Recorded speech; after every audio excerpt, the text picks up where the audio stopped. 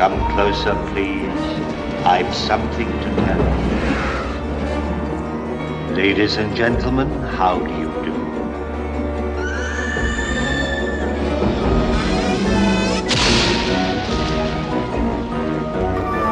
You are invited on a guided tour of a world of darkness, where nightmares become reality.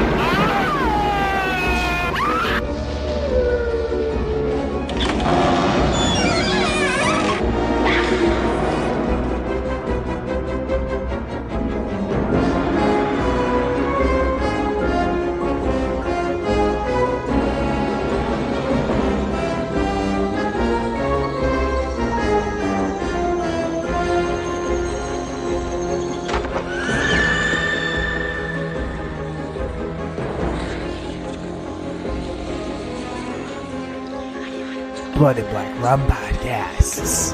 Antholoween. Hey guys, welcome back to the Blood and Black Rum Podcast. I'm Ryan from coldsploitation.com, and I'm joined by my co-host Martin. How's it going? Oh, it's going spooky. We're starting our Halloween Fest, the seasonal tradition that we always do that's every single week throughout most of September and all of October. And Get that early jump. That's right. And as you can tell from our opening sequence that I haven't actually recorded yet, so it's sort of new to me as well. It's a surprise. It's a surprise. This year we're doing Antholoween. We just like to mash up the words Halloween and some other things. So we pick our choices based on what goes together. What makes Halloween and what mashes up together. So no, I'm just kidding. We did remake Ween one year. And that was really fun. But this year we wanted to do something a little bit different. We didn't want to do something like what we've done. It's been like 2 years now. Yeah, I know. And we didn't want to do something else like another series because that's a toll on everybody. It's a toll on us. It's a toll on you listening. Through all the ups and downs, mainly the downs, Yeah. Just have flashbacks. It's kind of interesting how hard Halloween was to do, the series. As a film series, it was a difficult chore to take on. Now that it's been 4 years, I kind of want to go back and watch the Saw films. Yeah, test them out again. Not 1 through 3. I really want to focus on the Costas Mandalore trilogy. You want the ones that you were really iffy on when you were doing it before. 4 through 6, because I was iffy on all of them. So. Yeah. But I really want to revisit those and see if they still get the nice Costas Mandalore trilogy. And the new one, too. Jigsaw. Jigsaw 2. Only saw that in theaters once, so don't have much to go off of on that. Just that one. And all I remember is that redhead chick. That's literally the only thing I remember about that movie. I guess what about Tobin Bell? Yeah. I guess I'd have to go back and listen to our own episode just to... God, what was that, been 2-3 years now? That's a long time ago, yeah. We're on year 5 of the show. Hooray for us. Which I changed. I just recently changed our podcast logo, artwork, to designate this year, which is year 5. And if you saw the artwork, you'll know that I used a special alternative poster from The Fog. Coolio. Are we gonna do that? Yeah, at some point we'll probably do that, but not right now. But at some point. It's not an anthology. That's right. What we're focusing on are anthologies. And I don't think I'm going to reveal the movies that we're doing. At all. We'll let each one be a little surprise. We'll surprise you each month. Obviously, I do announce it before the episode comes out, but I'm not going to say what we're doing in advance. I'll just say that, and we talked about this a little bit on the show before, we're doing it in eras. So this era is the 60s that we're doing today.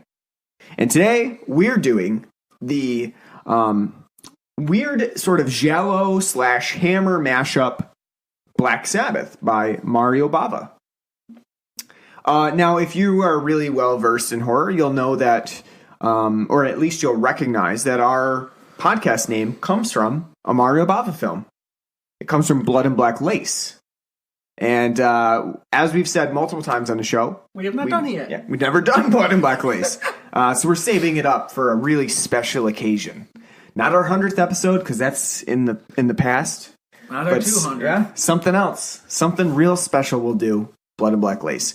Which I don't think you've seen. Have you? No. Yeah. So that'll be a really special episode. Honestly, until this lovely podcast. This very moment. Until this very podcast, never watched a giallo. So this podcast is, brought into your horizons. Yeah.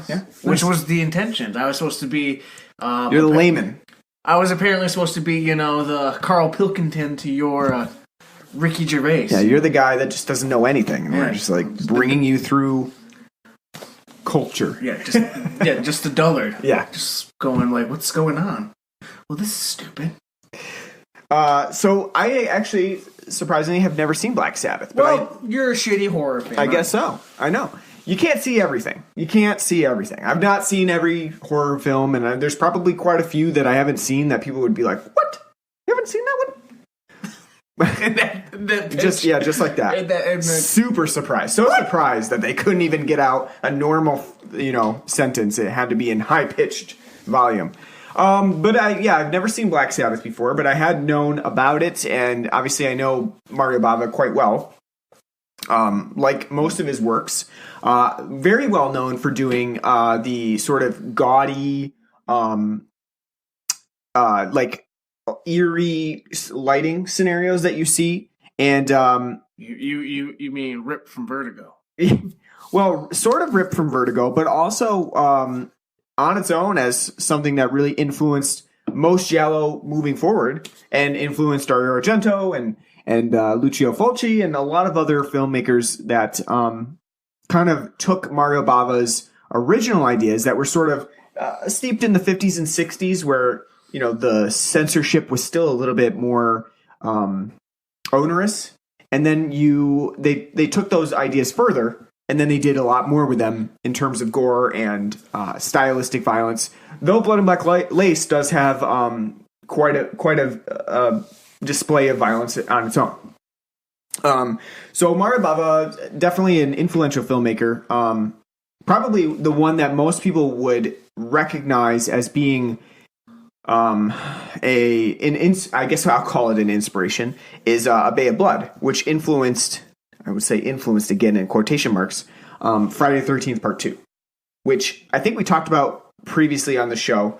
A scene where the lovers are stabbed through comes directly from A Bay of Blood.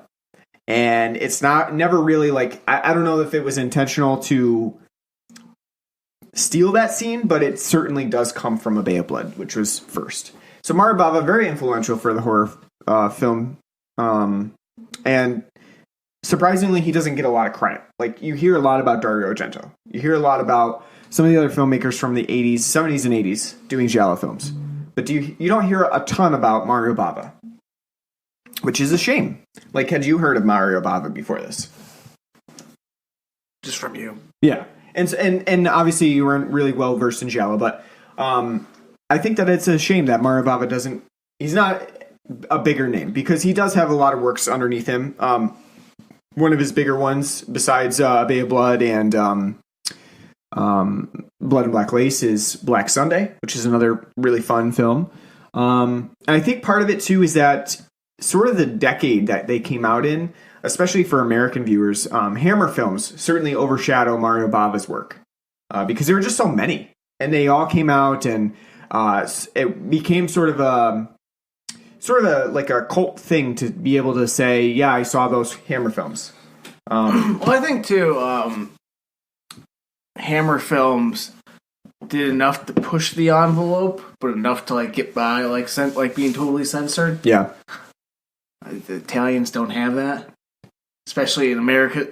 America's 50s and 60s, and as which we'll talk about when we kind of get to this film. Yeah, I mean, things that seem very tame and today, big issue in America in the 60s. There were a lot of films like Black Sabbath that came out and they were censored by the AIP. So they had a American censored version that the AIP released. That cut out just like very slight moments that were just like a little too much for the censors. They were like, you know what? We got to shave off like this one moment where there's an extra stab or something like that. Something really like that doesn't seem very impactful. Like it wouldn't make a or difference. Or totally just changes the story. Like one that comes to mind greatly is like Godzilla. The original American cut, they added an American actor and had a narration for it. Right. Changing the story entirely from something else. Yeah. And that actually happened with Black Sabbath, as we'll talk about. It's changed some of the context of the film quite significantly because of the changes that they had to make for the censorship. So, yeah, really interesting. And there's certainly a whole lot of study of Italian films and their releases. And the other thing that comes to mind about Italian films is that they go through 700 different names for American and Italian cinema. From where they're released. So you have various names for all different types of Italian films. There's a really famous mix-up here where, the American films House and House 2, Second Story. In Italy, they tons of sequels released to House, yet they weren't really sequels in America. So there's like House 4 and House 5. Well, you got that even more famously. No, the most famous example of that is, hey, we got a sequel to Dawn of the Dead. No, not Day of the Dead. Zombie 2. Yeah. Because there's no zombie, and we got a whole franchise out of that. Yep. Yeah, that's another one. Zombie 2, Zombie 3, Zombie 4, Zombie 5. They're not really sequels in any way to Dawn of the Dead, but yeah, that happens quite a bit. It's great. So we're a little off topic, but we're talking anthologies for this Halloween series, and the first one we're doing, Black Sabbath, Mario Bava. It has Boris Karloff in it as the sort of wraparound tale leader. He's the guy that's telling the stories, apparently. It just makes me think of Ed Wood. It's sort of like not just like his films, but just the Tim Burton film Ed Wood with Bela Lugosi, doing like the narration, like this is fucking bullshit. It's kind of interesting that they have Boris Karloff in this film to do the narration because it seems really unnecessary too. Like the narration itself, because a lot of anthologies, as we'll talk about as we do more anthologies in this Halloween series, we'll have like a tale leader. Yeah, they have because they're stories being told, so they're sitting there. Basically like, well, didn't that just come to a creepy end? And now we have a tale of this. And a lot of times there's a wraparound story. There's like a secondary story going on that makes sense why they're telling the stories to us. In this case, it's like Boris Karloff is just on the set of another movie that we see towards the end of the film. He's just there giving narration. At the beginning and in the end. Yeah. He doesn't come in between the stories. He's just there in the beginning, and then he's there at the end. It's a really interesting twist, and it was like Mario Bava was just like, you know what, we need Boris Karloff. And it's not even enough that he's actually in one of the stories. They needed him for the narrator. The one thing that's really interesting if you watch the Italian version of this film is that Boris Karloff's iconic voice is not in it because they've overdubbed him with an Italian speaker. So one of the big reasons that you would have Boris Karloff as a narrator is for his voice. And that's completely obliterated once they have an Italian person dub over him for his stuff. Well, maybe they had the Italian guy that's always dubbed him over, and kind of like how in like Italy and other places they had like a specific person always dub over Clint Eastwood. Mm-hmm. So it's always got like, that's voice. So you know that voice. You know that. So maybe that's the case with Boris Karloff. I guess. Yeah, maybe. I don't know enough about that to really say anything, but at this point in his career, Boris Karloff was getting pretty old. He looked pretty good compared to like what Bella was looking like at the time. And Bella really ran into some hard times there during his career, and somewhat to blame from that is Boris Karloff. Not really his fault, but just two conflicting actors vying for similar roles, and one of them had to win, and it was Boris Karloff. But yeah, I mean, it's really interesting that they got Boris Karloff for this role, just because it seems like he's not necessary to the context of the film, and the three stories aren't really ever explained why we're getting them. There's no real wraparound story. There's no overarching context of like why we as the audience need to hear these stories, but it doesn't really matter. He's just there for the name recognition and for people to say, yeah, that's Boris Karloff. I know him. So, we will. So there's 3 stories in this anthology. The telephone, the Wurdulak, and the drop of water. So as we get into talking about this movie, we will do all 3 of the stories as, sections. So we'll talk about the one story, then we'll talk about the other and the other. Like an anthology. Yeah. And so the fun thing about this too is that they are almost perfectly 30 minutes apiece. So it's really like you're watching like a TV show that has 3 episodes in it. So I like that. I like when they're an Italian Twilight Zone. Yeah, and I like when they're like perfectly. No, I wouldn't say that. I would say the first one's probably like 25 minutes. The Wurdulak's like 45 minutes. No, I checked. They're pretty much. They're pretty close to each other in terms of length. Except the Wurdulak just feels longer. I will say that because as we'll talk about, but I did check the time and they were pretty close. I think you're right though. The telephone is slightly shorter because the drop of water is the shortest. Yeah, and the drop of water is fairly short. I think the Wurdulak is the longest at maybe like 36 minutes, something like that. But we'll talk about that as we get into the actual nitty gritty. Yeah, the nitty gritty of these episodes in Black Sabbath. But first, we have to talk about beer. And the beer that we're doing for pretty much every single episode in our Antholoween series. Bush. You wish. No, it's going to be Oktoberfests and ciders and all things that scream October. So, we want to say... Rules!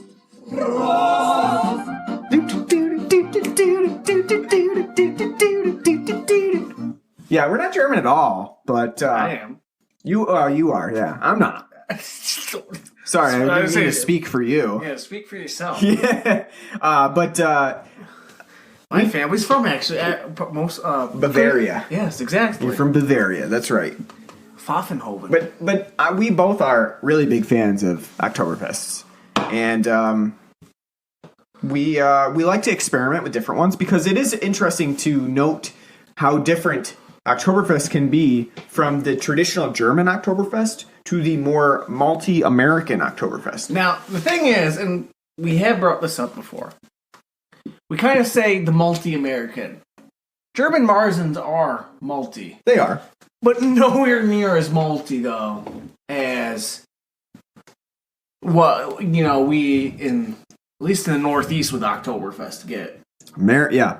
Us Americans, we really like to pack the malt in. And that is kind of, it's interesting, but that's now what I've come to expect from an Oktoberfest. So when we had a traditional German Oktoberfest a couple years ago, we were like, wow, this is like extremely light. I think it's Hoffenbrau. Yeah, something like that. It was extremely light in comparison to what we were used to with an Oktoberfest, and I actually didn't prefer it. I preferred a more malty, heavy. Well, that's why Oktoberfest. that's why both of us love the Oktoberfest so much. Oh yeah, because it's like from Saranac, it's like yes, because like even like Harpoons is like it's malty, but it's not super malty.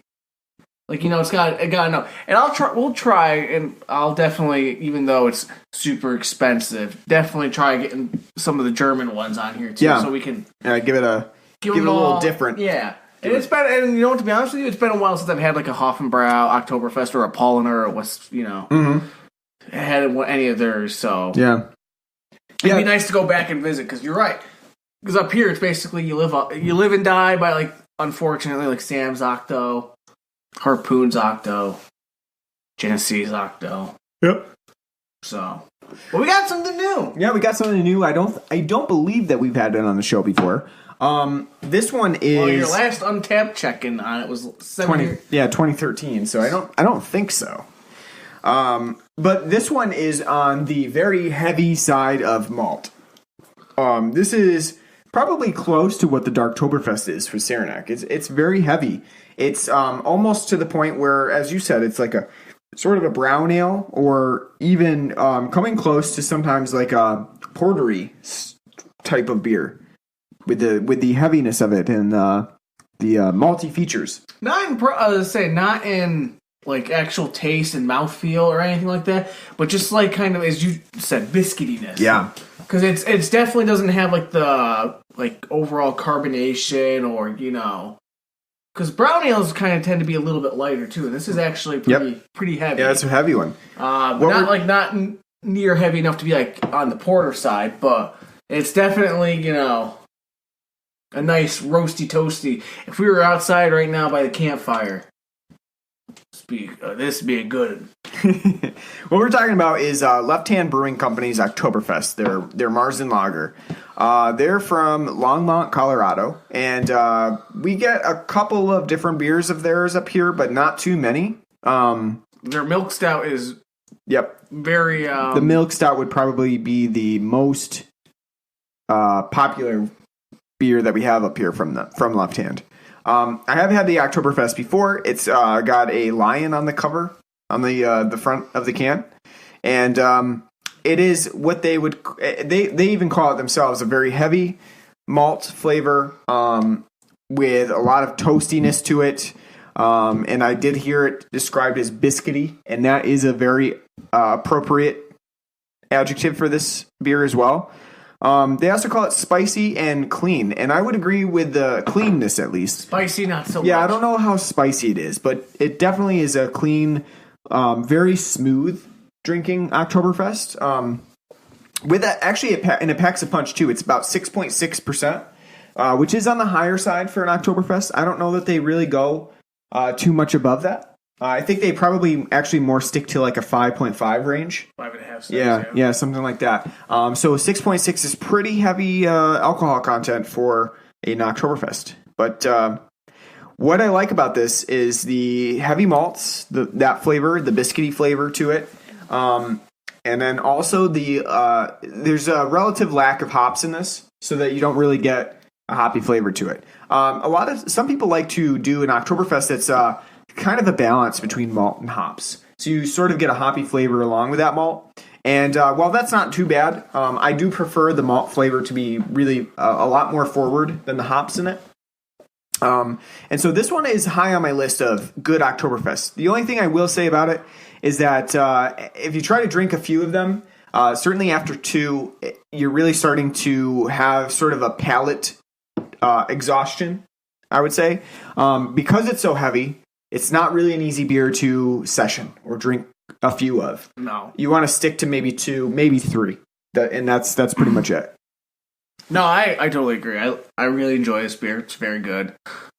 Just like you, I prefer to have my Oktoberfest on the maltier side. It's just kind of what we're used to. It definitely is very malt forward. It's nice, toasty, biscuity.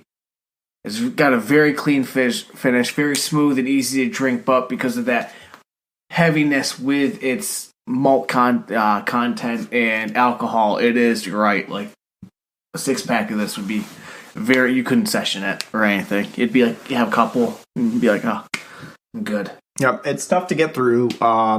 After you get through two is sort of the limit. And then the biscuity, the malty flavors, those are just very overwhelming to the palate. I just want to have like a nice like apple pie with some nice there you go. a la mode, nice. Yeah, it's almost scoop like of vanilla coffee in that respect. Yeah. Yeah. It's almost like this because of how heavy with the alcohol and its very dominant malt and biscuitiness. Almost kind of like wanders into like a dessert beer. Yeah, I can see that. It may not be like a coffee stout or porter or something, but this would be like a nice like dessert beer. If you're like sitting like, and having like a slice of pumpkin pie or, nice like apple Danish or something at the end of the night. Have one of these to go with it. I wouldn't be having pumpkin pie, but I know you don't like pumpkin flavored. I'm not a pumpkin flavored person. Oh. What about pumpkin spice? Nope. I don't like any of those. Well, you know what? We're doing a pumpkin beer next week. I don't like pumpkin spices. I don't like, I don't even really like pumpkin beers that much. It's one of the beers that I don't really prefer. We're going to do Stump City Stumpkin. Are you going to get the Warlock? Bring that on? No. Imperial pumpkin. No, we're going to do Stump City Stumpkin. They just released it. I'll try it. I'm pretty sure we've had Stump City pumpkin ale. Honestly, the only way that I would have a pumpkin, And I think wouldn't theirs. buy it myself. I'm pretty sure theirs is the double pumpkin. Too. Yeah, I mean, I wouldn't buy it myself. I would never go out of my way to buy a pumpkin beer for myself. It's honestly been quite a few years since I've had them because I like them, but it's never something I'm like gotta have. Especially like during the season, like if you're sitting there like, do you want this pumpkin ale or an Oktoberfest? Like, give me the Oktoberfest. Yeah, I tried to force myself a while ago to have pumpkin beers, and I think it was a Magic Hat pumpkin, and that sat in the fridge for a long time. Well, I mean, there's your problem. Yeah, it was a Magic Hat. It was a Magic Hat. Yeah. But no, Vermont, if you're listening, get a better brewery. Just Bernie Sanders. Just destroy it. It's in your state. Get rid of it. Close it down. Yeah. All right. So, Oktoberfest are on the menu for this month. And We'll try to sneak in some ciders. Yeah, try we'll to get sneak in cider. something pumpkin. It's all going to all right. vary and depend on what the hell we got available. So we'll say this week is this was Martin's pick, Left Hand Brewing's Oktoberfest. Next week I got the pick. It's definitely not going to be a pumpkin. That's for sure. So you're not going to find. Don't expect pumpkin. At this point, it'd probably be like an almost 9-year-old like Sam Adams bottle of Fat Jack. Yeah, the Fat Jack. That double pumpkin. I guarantee if you go to if I was going to get a pumpkin, it would probably be something like the Southern Tier pumpkin with like the bourbon barrel pumpkin ale or something like that. Something that's like a limited release that I would try. I remember really liking the Fat Jack too. Yeah, Fat Jack wasn't bad. Yeah. That was back when Sam Adams was kind of creative. Yeah, when they were putting out those little 16-ounce bottles. No, 24. 24-ounce bottles of I missed different stuff. The Tasman Red IPA, and of course our favorite, the Baltic. Remember that fucking smoky ass? I'm just kidding. It's the Merry Mischief. Yeah. When they renamed it the next year the Merry Maker, we both were very angry. Yeah. Remember that fucking smoky ass double bock that they had? Oh. It was like the cinder bock. Yeah, that was awful. But that I honestly, I wish that Sam was still doing that. Yeah, because that was exactly what you want, where they were like trying out different styles. Well, one, there was new and different things that they were trying. Two, collective bottles. I love the artwork on the bottles. Yeah. They were really cool, but then they're just. I blame the whole like Rebel IPA thing. Which, by the way, can you even get Rebel IPA anymore? They stopped fucking doing that for Sam 76. They may have, yeah. Jesus Christ. Fuck Jim Cook. When I was in Boston, the Sam 76 was like everywhere. So like that was like your standard now. It's not even the Boston line. Right. It's the Sam 76. Yeah, that's the standard beer now. Jesus. They put out. Yep. It's sad. It's amazing. Only just took a couple. Granted, like they're all, like, as we said, this is our weekly bitching session. They're all just like slowly but surely kind of falling down the ladder to mediocrity. And you like that? You like having a podcast where you can just do your weekly bitching session, right? It's nice, even if no one listens to it. They're like, "Fucking this beer talk, I'm skipping past it." Oh, Jason Mewes posted that on Twitter? Yeah, no, I don't think so. I was actually looking to see if I had any promos to do. Because I knew that someone was going to give us a promo, but I guess it's not ready this week, so we'll do it next week. No problem. But I'm surprised we're not like 3 weeks behind. I'll throw the promo out anyway, though. Listen, you know what you need to do, actually? You need to call up Blue Chew and have them sponsor us. Yeah? Because all the podcasts I listen to, they're all sponsored by Blue Chew. I'll try it. We'll see. You know what Blue Chew is? Yeah, I've heard of it. You told me about it. You actually have talked about it on the show before. Yeah, it makes your dick hard. Don't give them any. Don't give them an advertisement. They're not paying us yet. Don't give them an advertisement. That's how you start off. You gotta start shilling. You start talking about it. No, but I will throw out the promo without actually having the script that they were going to send us. Go listen to. Wait, God, is this? Oh, you're crashing things all over the place here. Oh my God. Go listen to Real AKA Truth podcast, which we've done a promo on before, and they're friends. They help us share our show and everything. So go listen to them. You can find them anywhere: Stitcher podcast, Apple Podcasts, anywhere like that. Also, you can find them on Twitter at Real AKA Truth Pod. So Just not going to have that for the rest of the episode. that's okay. You don't pop too much anyway. It's just a pop filter that No, fell off. I know. If anything, it's you now. I probably need the pop filter more than you. With your hiccups. And little news that will maybe be exciting to people listening. I'm actually getting a new house. So as we move into the new house, we are planning on making a more dedicated space for podcasting. So hopefully the quality of the podcast will improve. And I don't mean the content. The content is always going to be shit. But the actual sound itself may improve. So we're hoping to do some changes and I know Martin is really looking forward to this. I think we're going to get one of those swivel mics. So we can we might film it just because he wants to film himself pulling the swivel mic close to himself. So that's in the cards for the near future. The best part about watching professional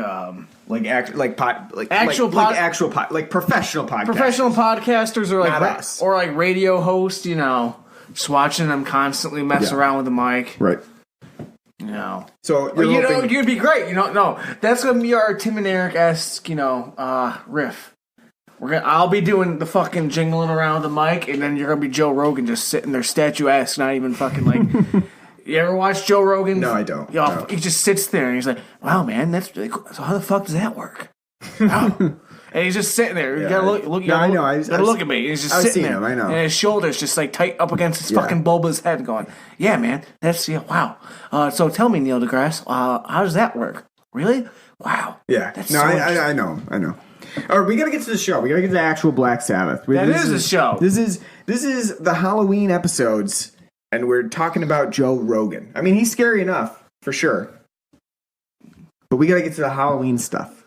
The spookies. Look, if you don't want to talk about Joe Rogan, then I don't know. I even have a podcast in the first place.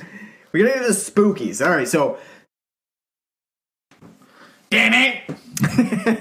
Before Black Sabbath, damn it! They were inspired by the movie, I guess. Really? To change their name, yeah. Oh wow! Did not know that. I didn't know their name was Earth, and they decided to change it. And then there was another band that came along that named themselves Earth. And there was a band that named themselves Sun. Wow. Well, Wind and Fire. No, that was different. That's a funk band. Got their big break in Sweet Sweetback's badass song. Yeah. All right. But that's for a different month. Yeah, that's a different time. All right, so let's start off. We'll start off with the first segment in this film, the telephone. We're not talking about Boris Karloff? We already did. We already talked about him a little bit. I mean, he basically, we said, as a narrator, not really that necessary. I don't know why they chose to, have him do the narration, but not really give it any point. I mean, context. There's really nothing. We're just gonna. You know what they were like? They were like some stories. They were like, Boris Karloff, you look pretty good. Still looking good for your age. We're gonna put you behind. We're gonna put you in front of a purple background. Couldn't get Rod Sterling. Actually, in '63, is Twilight Zone still going? Sterling, but we'll go. Sterling, Rod Sterling. Oh, my bad. Sterling. My bad. Yeah, you're watching too much baseball. Whoopsie. Goddamn right, John Sterling. So I guess the only thing about the intro with Boris Karloff is that it's artistic. You know, that purpley, stormy background behind him, the whole, I don't know, the whole palette. Yeah, the palette is nice. It's I like it. I'd call it gaudy. You think it's gaudy? Very good. All like the powders and lavenders and all the different hues of purple they have. It's probably an acquired taste, or people who will like it and people who will not like it. No, it looks fucking gaudy. I like it. I think it's just it gives it character. It gives it. It does give it personality and pizzazz and moxie, but it's just like immediately when I see that lavender on Boris Karloff's face, I'm like, I'm drawn in. I'm like, all right, I'm into this. So I think it did its job for me, at least. Where I was like, all right, this looks interesting. All right, so let's talk about the telephone, which is the first segment in this movie. This segment, so every segment actually is kind of just basically introduced by yellow text, like a TV show. Yeah, like a TV episode. Yeah, very basic on how it's introduced. You get the name. It just kind of everything kind of just rolls into each other. Actually, Boris Karloff doesn't even really. He doesn't have any segments between. We said that. Also, he doesn't like set up any of the stories or like what's about to happen or anything. Nope, just he's at the beginning. It's just he's at the end. Title card for that. Yep. Cast. Roll into it. Go. Yep. Which is interesting. I think. I mean, I don't mind. I don't mind that there's no lead up to it. I think in this case because the stories are so disconnected from each other, there really is. Like, I feel like with Black Sabbath, there's no connecting it. There's no, like, contextual thing, except maybe to say these were all influenced by very famous authors. I think more so it's that maybe they had an idea to do one of these stories as a feature film, and they couldn't make it a feature film. They didn't have enough to go with it, and so they're like, well, you know what? We'll just do it as a short story, and we'll do something else. I think the telephone... That's what it feels like for all three stories. Is like, oh, that'd be like a good movie. And then like, oh, shit, we don't have enough to make a movie. Yeah. I think the telephone is a pretty good example of that.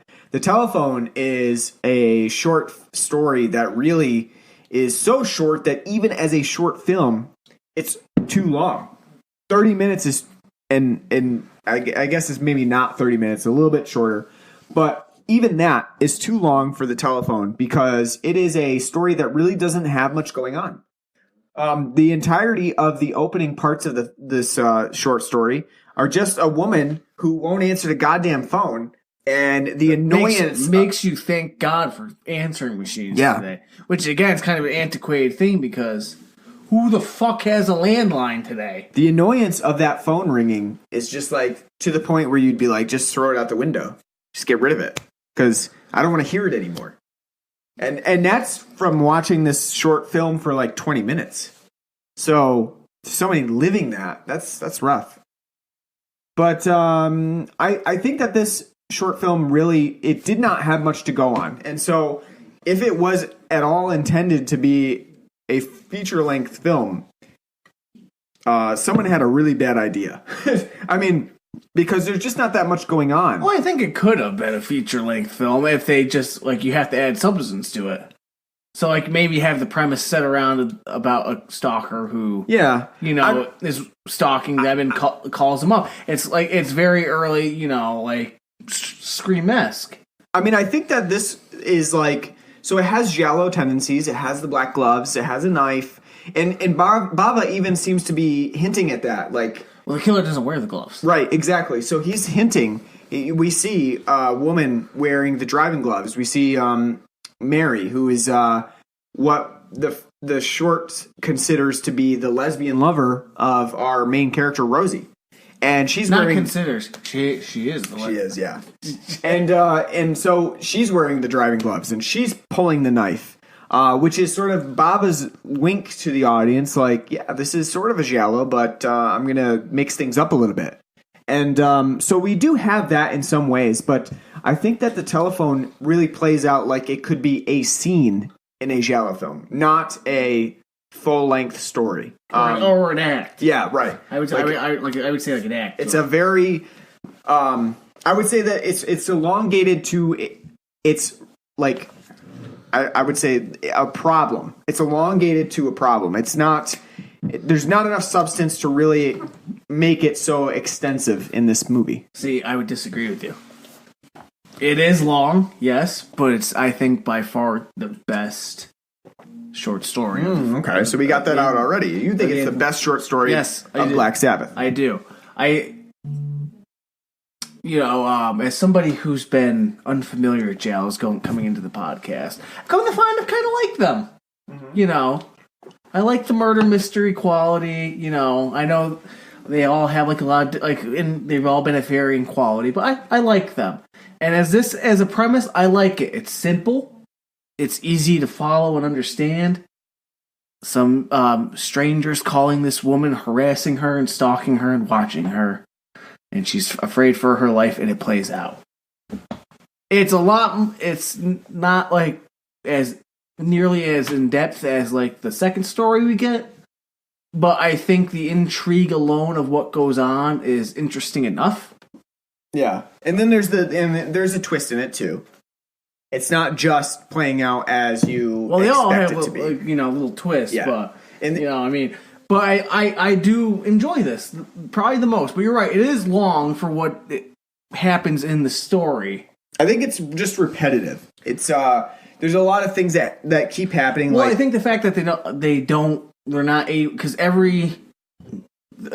mainly this one, it's all set in her fucking Bastille-esque bedroom, whatever the fuck. Mm-hmm.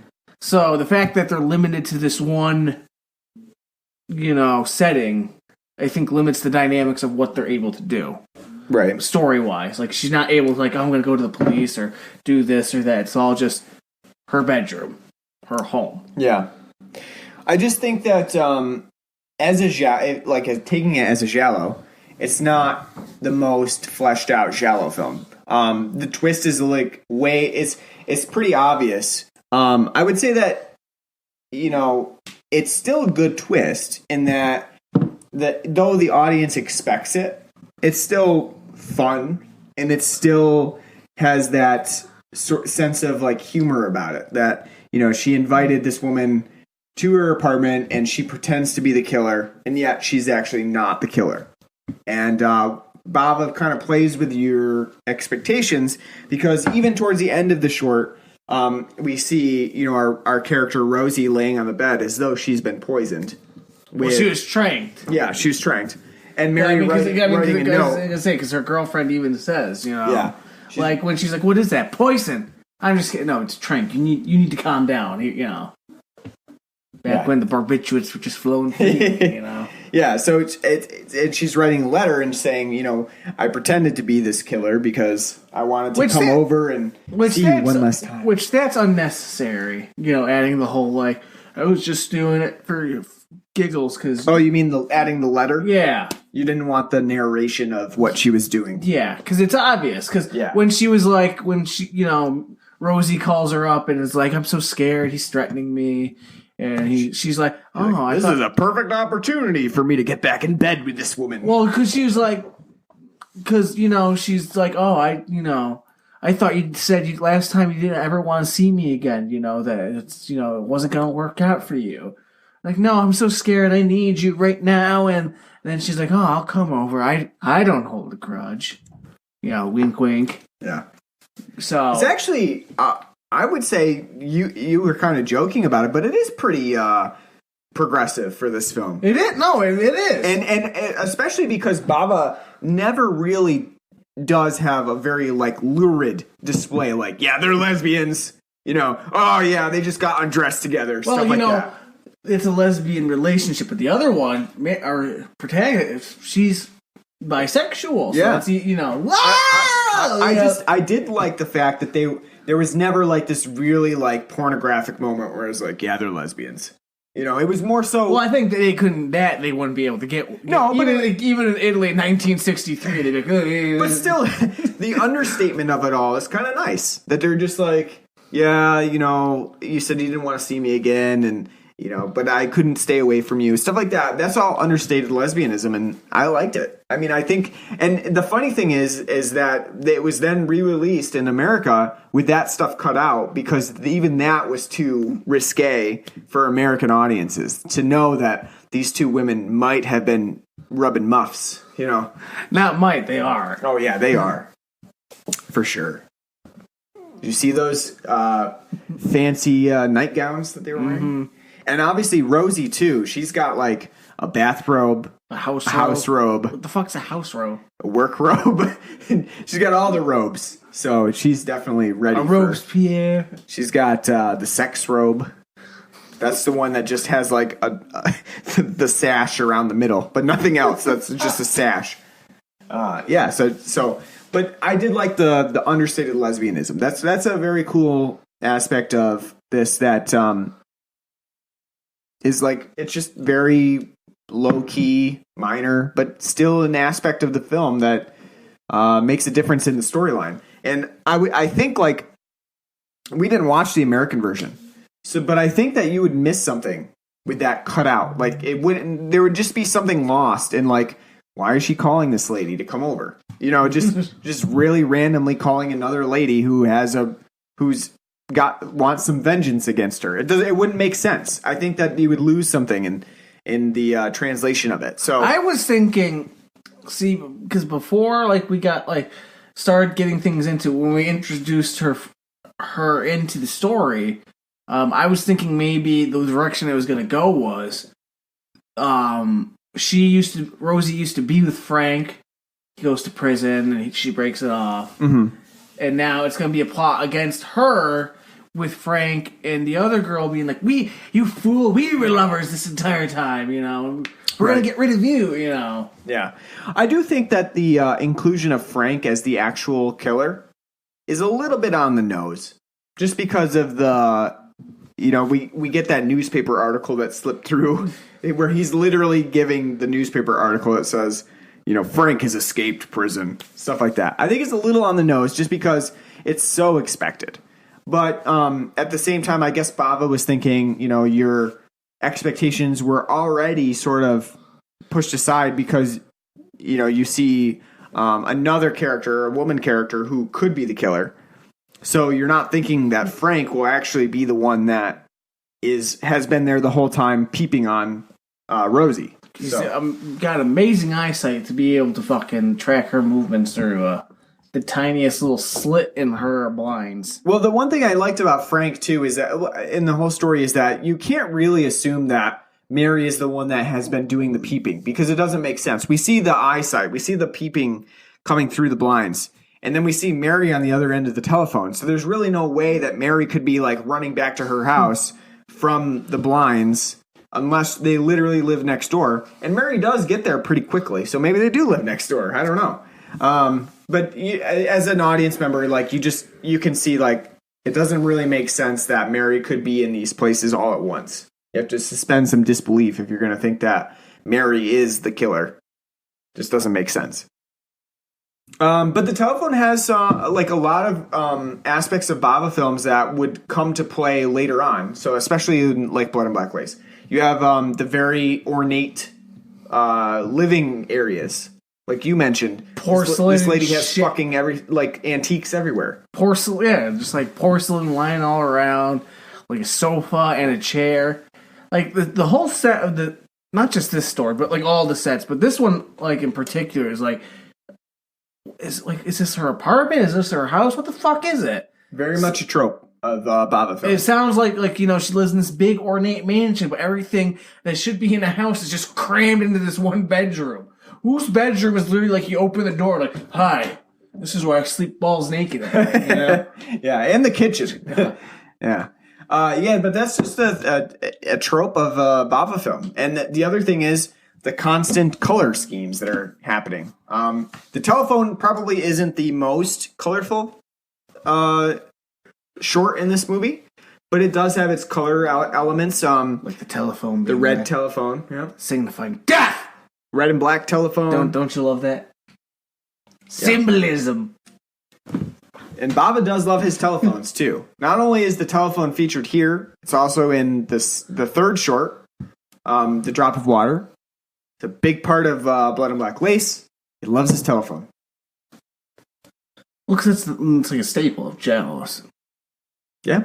Killer calling up on like the phone, threatening you, and by the way they threaten, apparently the way you threaten someone in Italian is you like speak sweet nothings into their ears. You know, in Italian, like I'm going to murder you. I want to watch you bleed and die. Your beautiful body, your silky body. I'm going to strangle you. Yeah, that's what they all are. They're like muttering in the phone, like, "Who are you?" And they're just like, "I'm going to murder you." I'm taking a trip to Italy next year, bringing a phone with me. I'm going to do that myself. Yeah, so you've already said telephone, your favorite short film. I do enjoy this. Again, the flaws you point out, I totally agree with, but I think it's still interesting enough. I think it could have been an interesting like opening to like a giallo film and lead into something else. Yeah.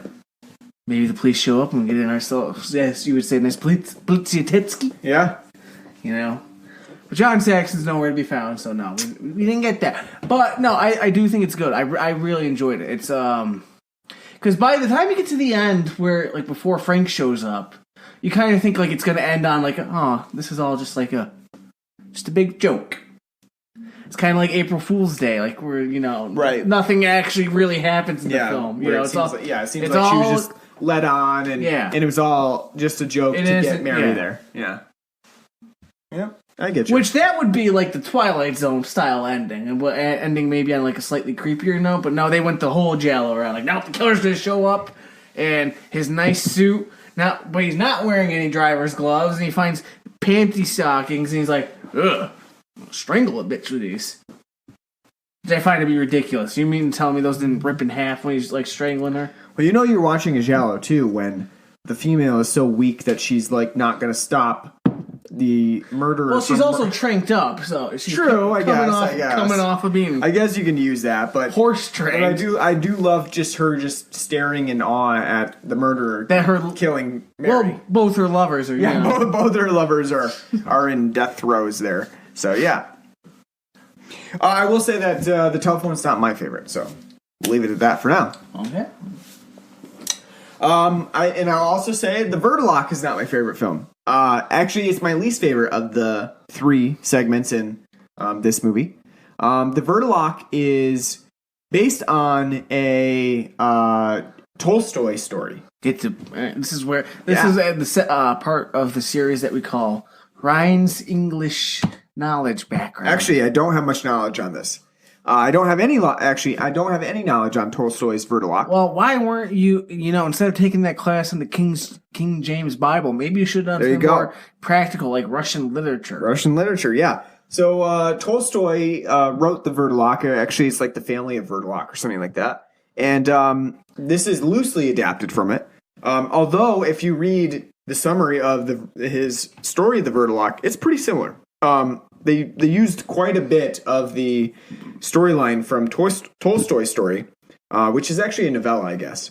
And they sort of adapted it into film and made it into more of a Hammer film than anything else. Totally. Yeah. This is like, so the first part of this movie is like Bava doing Bava. The second segment, the Wurdulak, is Bava doing Hammer at the time. So in the 60s, this was like a perfect scenario of Bava showing how he could do a Hammer film, because it's pretty much point for point what you would get from Hammer. Yeah, whether it be Frankenstein, Dracula, The Mummy, whatever. Mostly the vampire stuff from Hammer. It's very close. Color palette, setting, costumes, females. Yeah. Females with the busts. It's literally just missing Peter Cushing and Christopher Lee. Yeah. And that's what I think to me makes this very disappointing. Because it's Hammer, but it's not good Hammer. Right, so the tone is there. The Hammer tone is there. And Hammer films, especially from this time period, are slow. They are very slow.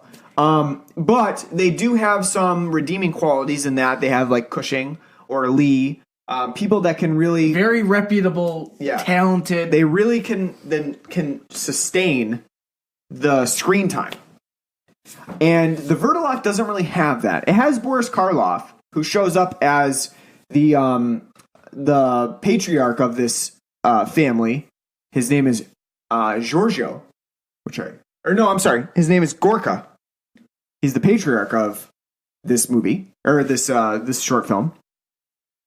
And so he is sort of like the lead in this. But I would say that no one really takes the lead here like Cushing or Lee does. And so you do have the Hammer aspect of it and the slowness that comes with Hammer. But it never really picks up. There's never really anything that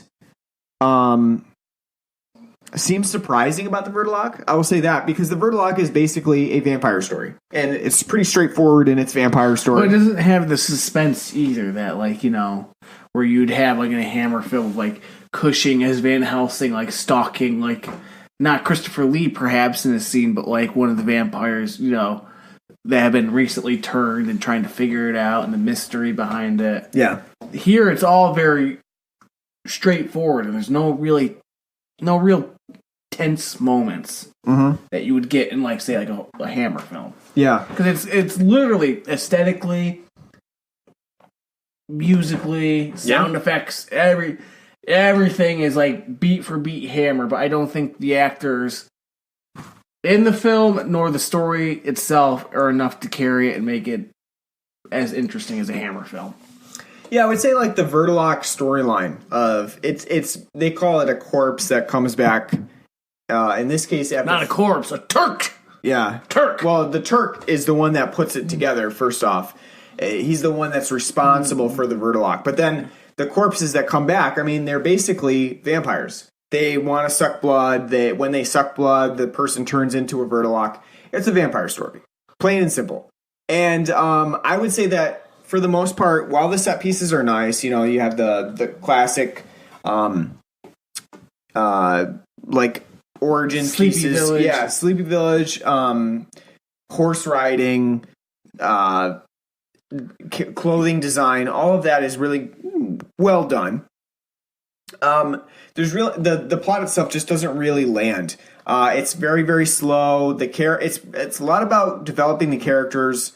And the one funny thing about the movie is that Zdenka and Vladimir, they fall in love like literally immediately. It's like Vladimir comes to this house, he's gonna have dinner, he meets Zdenka, and then bam, they're in love.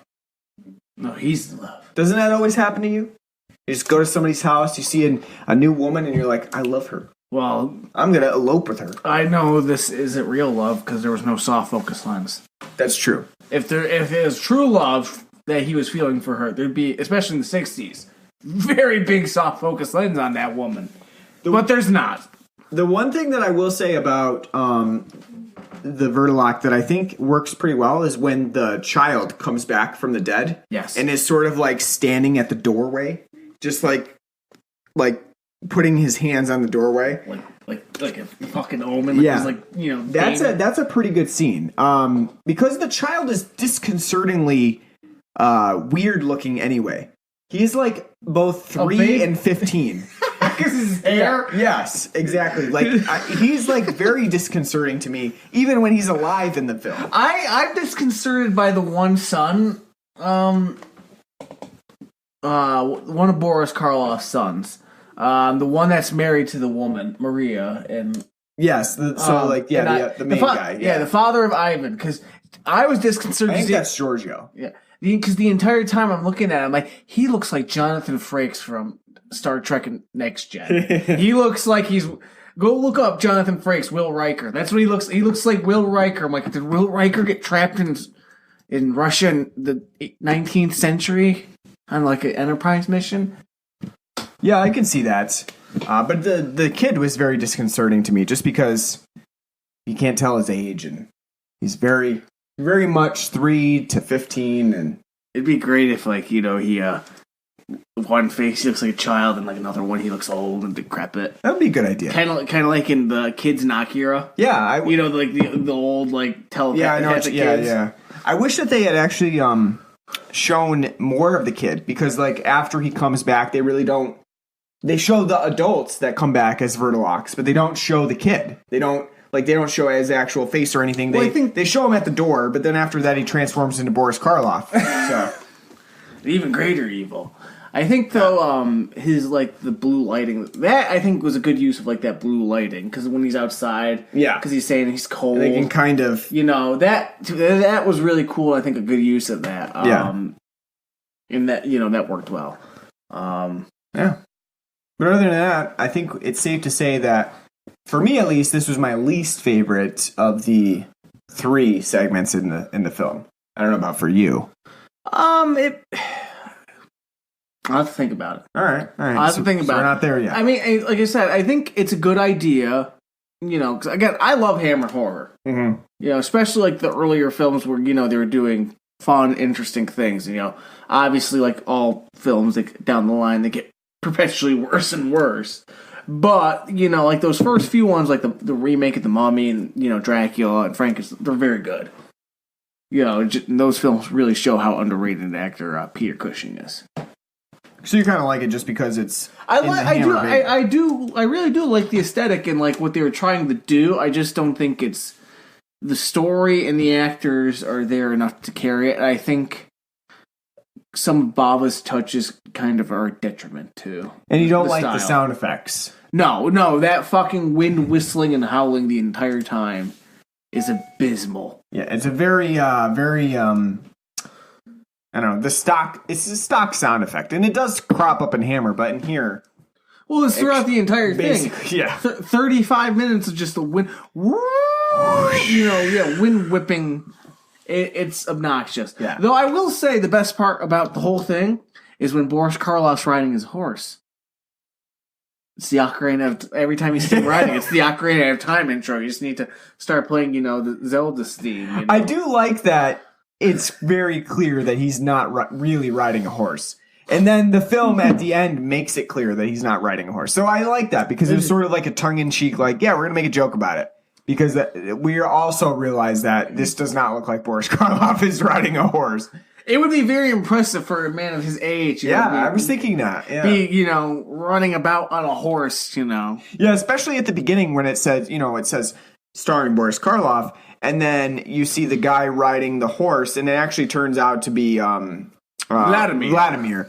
But I was thinking, like, oh, did they put fucking old Boris Karloff on a horse here at the beginning? Keep him up there. Yeah. Ride the horse. Yeah. All right. So the last segment in this film is called "The Drop of Water." Sounds like a Japanese horror film. Yeah, it does kind of. Apparently based on a short story by Guy de Maupassant.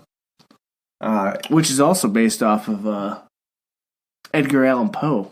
Yeah, basically. Yeah. I don't know which one of these came first. Yeah, but it's a very telltale hard ass. Poean story here. I would say that the Drop of Water is probably my favorite of the three segments in this. And I will say that because I do like the dead lady that shows up in this one. Very creepy. I think that the design is well done, especially when you only see her from afar.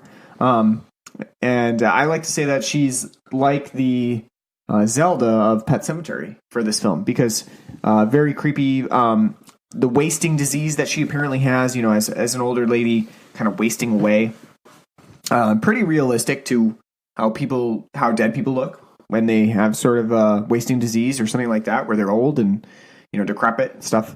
So I thought it was pretty effective. I do think that in some ways there is some flaws when you actually see it more up close towards the end of the film. I don't think the HD helps it.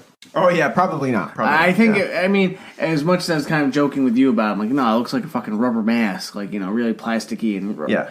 I do think it looks good. I don't think it's something that it would have looked good at the time. Yeah, I don't think though watching it now in like 1080p. I think it's doing it any favor because with it being so clear, you can see like how.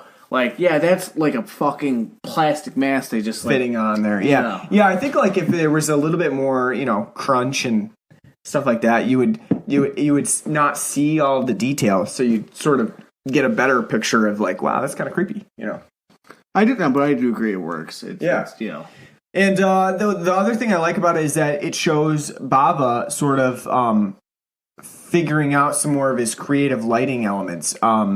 And getting ready for Blood and Black Lace, which is a year later. You've got a lot of purples and blues and green lighting throughout, especially because they have to be really creative with the woman's apartment, the main character's apartment, because she lives in sort of like it looks like it's an apartment above like a bar or something that has like a neon flashing light outside. And so they have to be creative about the lighting that they do. And she has like a bathroom that has a purple light in it. Because you see, like, she goes into the bathroom to turn off the water, and then when she leaves, there's, like, a purple light shining into her bathtub that's turning her bath water purple. It's pretty cool. I mean, I wish I had my house like that. I don't think it's, like, a neon light. I don't think it's supposed to be, like... yeah, it's just, like, sort of like a flashing... Like, spiritual... Because it's an old-timey thing. There's no neon light. She was playing a fucking phonograph. That's true, yeah. It is not neon, but it's a flashing light that she has in her house. Yeah. I like the lighting in this one. I think it's it's effective and creative and makes an atmosphere that works. And it goes a little bit further than the telephone. The telephone has some of the same color schemes, but I think that this one goes even further with that lighting. And I think it works really well. It's a really simple story. It's really, there's nothing. It for me, it doesn't pick up until the end. Mm-hmm. Yeah, I do enjoy the whole end. The rising to the climax of her. Hearing the drops of water constantly and the flies flying around, and because everything leading up to it, it's very just kind of dull and drab and all right, let's go. But once you get to the whole climax, that's interesting and really cool, and I like that. And then what the ending is, I like that too.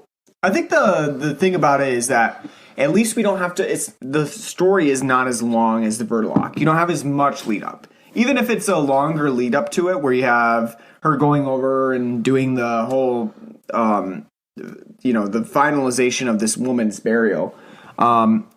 You don't have it's not like 20 minutes of lead up like the Wurdulak is.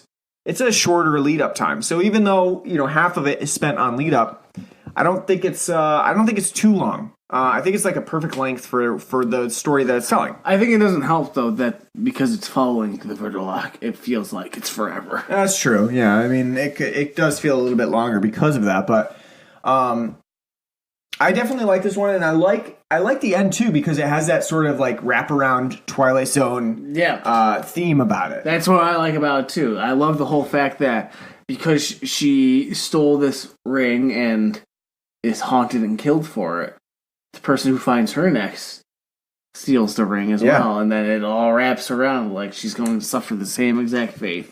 Definitely has that Twilight Zone theme, Japanese, another Japanese curse theme of just a cursed object that keeps happening over and over again.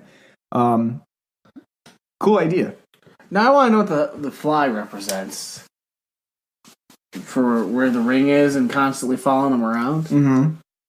That's very Italian filmy-esque, just having random fucking bugs. Yeah. For pestilence. Yeah, yeah. Because they're big on that, from what we see with Suspiria and Phenomena, just having maggots and flies and shit. Evil things, pestilence.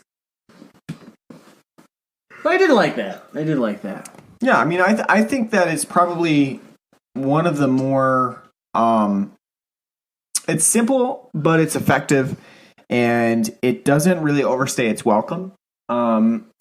I would say I also think it's probably the less slow of the three short films in this. Because it's actually moving towards something, and it has a couple of different settings. So the two settings as well help to, differentiate. Differentiate. Get you out of a stagnancy that maybe the telephone has, where it's only set in one specific area. Wurdulak, even though it's set in a couple of different areas, it does seem like it's set mainly just in the house. It's kind of stagnant in that Which regard. I would say the stories kind of themselves all come across once they're filmed and shot as plays. They're very much seem like it's all a stage play. Yep, I would say that. All of these could be done as a stage play. It would have been very easy to do it just as a stage play. So, yeah. Wasn't the telephone stage? So Chekhov's telephone, which is sort of, and I would say really, really minorly taken from Chekhov's play.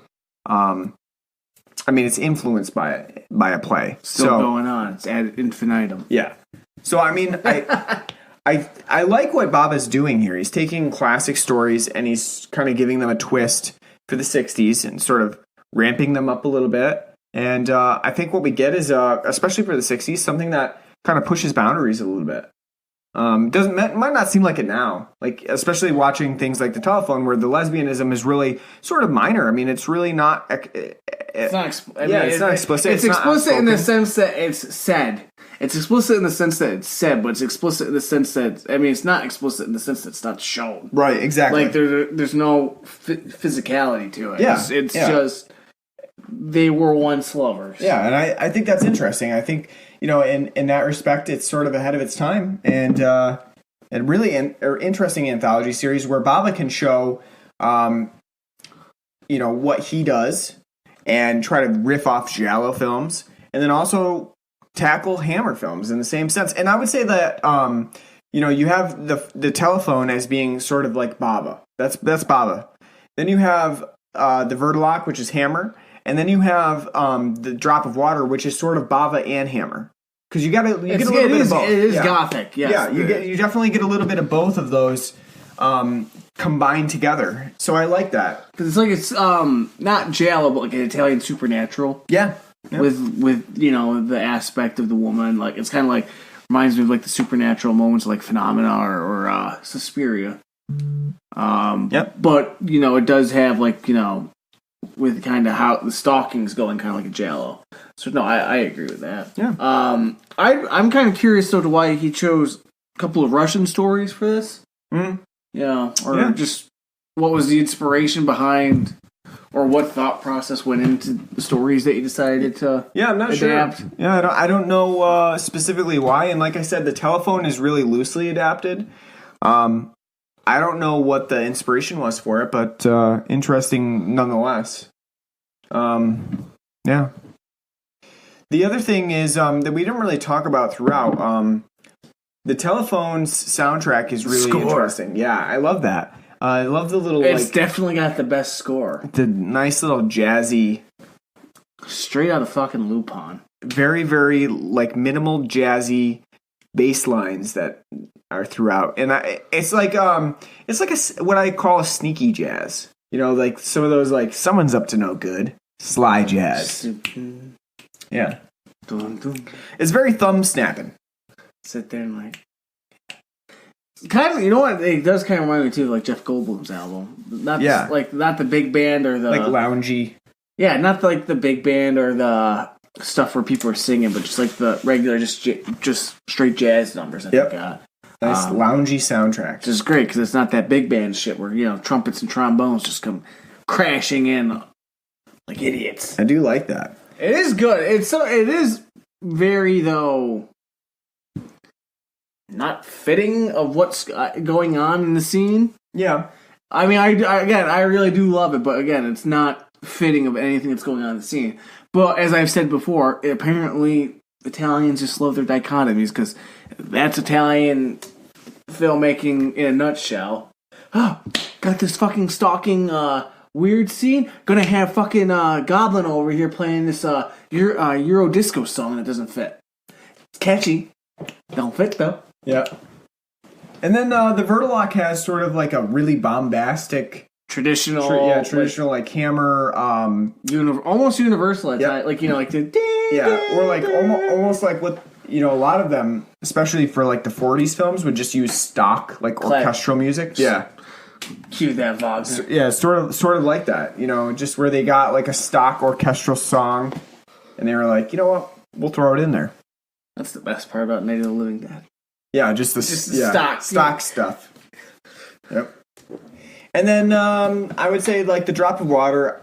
Actually, the soundtrack doesn't really stick out to me that much, but it's more it's a nuanced, more like the Wurdulak. Yeah, nuanced orchestral. I wouldn't say it's bombastic like that, where it's sort of a outrageous orchestral score, but it does have a more minimal orchestra that's going on. So, but no, yeah, I would love to have a copy of the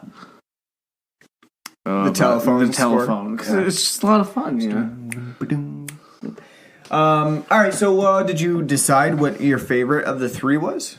Yeah, the telephone. The telephone's your favorite. Okay. Telephone. I think I might like Wurdulak more than I like Drop of Water. Ah, all right. I mean,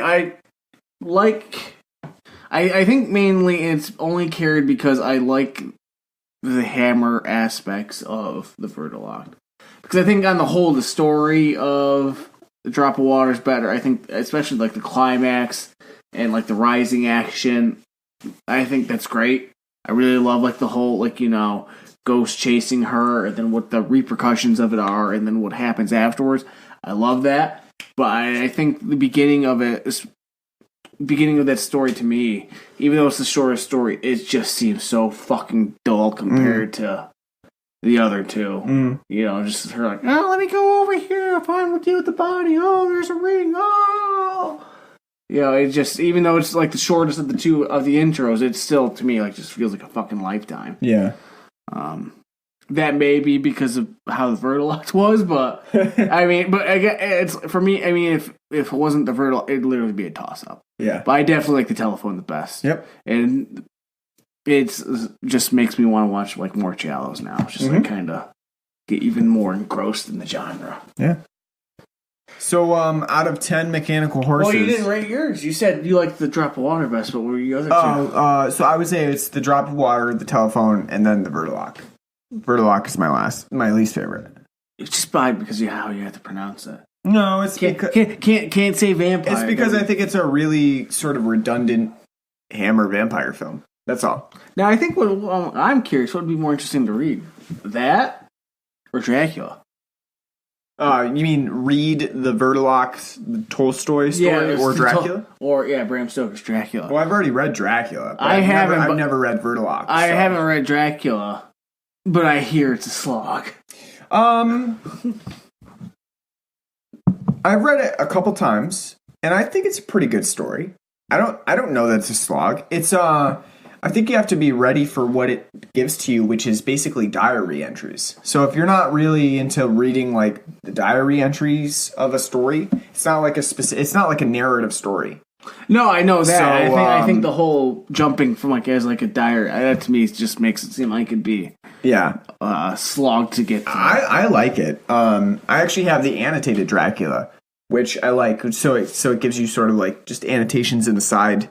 Like little of details. each, it's like, oh yeah, so it gives you a map of where they are and stuff like that. So I thought it was pretty interesting. So I've read it a couple times. Wurdulak never read, so can't really mention. No, you gotta. I'll have to check it out. It's your a next, novella, so I'll say, be your next book entry. Yeah, for October. Yeah. All right, so on a scale of out of 10 mechanical horses, what would you give Black Sabbath? Give it a 7. I think it's a pretty good anthology film. A lot better actually than I thought it would be. I didn't really have high expectations for the film. I didn't think it was all that good. I think it's pretty enjoyable. I think Boris Karloff's performance in the Wurdulak is pretty good. Unfortunately, we don't get to hear his voice. I do really enjoy the telephone, even though it is long in the tooth and not a lot of substance there. I do really just like the giallo atmosphere and the overall style of it. I think the other two stories are decent, very flawed, but decent attempts. I think overall it might have worked better if each story was like trimmed down a couple of minutes. Maybe instead of 96 minutes, it's like either like 85 or 80. I don't think, an hour and 20 film out of 3 stories would be bad, especially for the 60s. But I do think it's good. I can see how this would be an influential film too. So I would recommend checking it out for what it is. It's engaging enough. Yeah. I would give it a 7 as well. I was thinking the exact same thing. I think it's pretty effective for what it is as an anthology film. Bava certainly has his creative flares, and they are apparent in this one as well. So a lot of his color schemes come out here. The photography is really well done in certain aspects. I think that this may have been Bava trying to show that he could be, a little bit of everything. He can do giallo, he can do Hammer films, he can do a combination. And so I like that it shows the range of what he can direct and the stories that he can create. He was just missing sword and sandal. Yeah. I mean, he'd already done that, so at that point, why showcase it again? Because it's sword and sandal. You should always do it. Like a Poe-ian sword and sandal. Listen, I want to see his 6-hour version of Ben-Hur. There you go. I think it's effective. Like I said, I think that a couple of the stories are really good.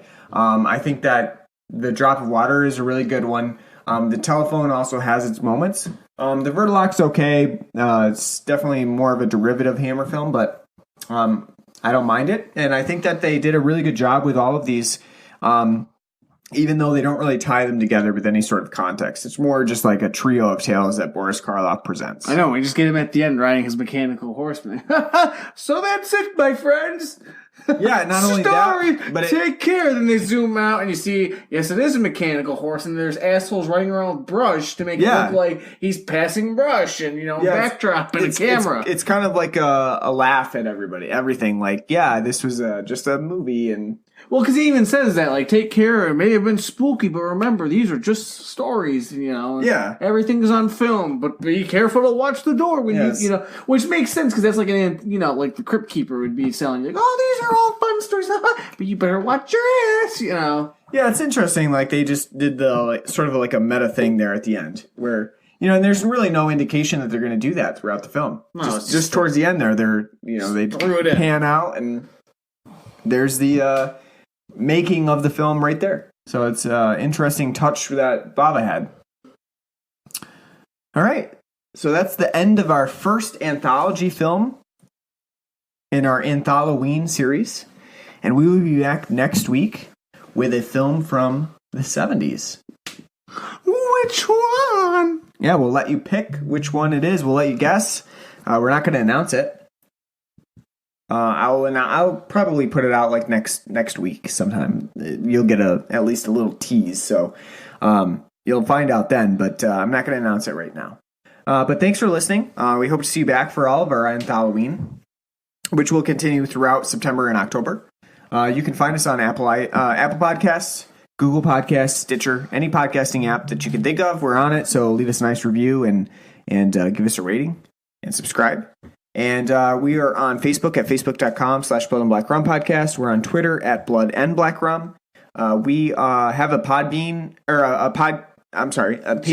Get it out. Yeah, I can't get it out. We have a Patreon account at patreon.com/Blood and Black Rum Podcast, where you can donate to us and help us fund the podcast. And then we have an email address at bloodandblackrumpodcast@gmail.com, where you can write to us, let us know what you want us to cover on the show.